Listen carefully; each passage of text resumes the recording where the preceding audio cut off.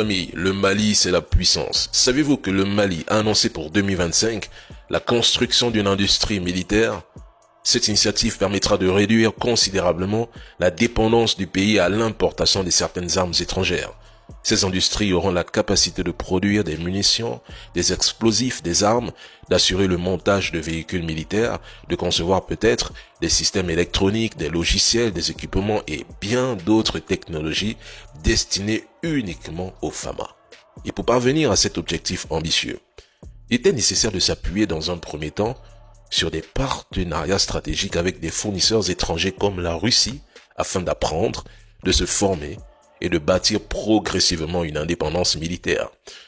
Je peux le dire sans me tromper, mais ces compétences acquises grâce à la coopération militaire et aux formations reçues permettent aujourd'hui au Mali de tracer sa voie. Je le dis parce que cette nouvelle était impensable et irréalisable lorsque la France était encore au Sahel.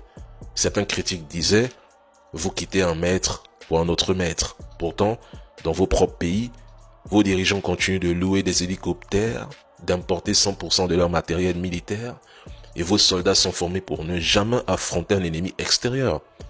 Je vous dis leur rôle, mais c'est simple. Ils ont pour objectif de réprimer leurs propres concitoyens, traquer les résistants jusque dans leur foyer et cela n'a rien à voir avec la vision et les réalisations du Mali qui investit dans une souveraineté sécuritaire et militaire.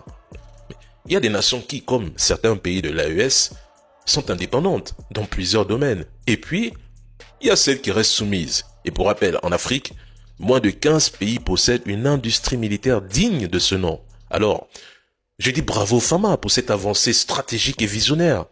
Mais accompagnons-les. La jalousie n'a jamais construit une personne, de toute façon.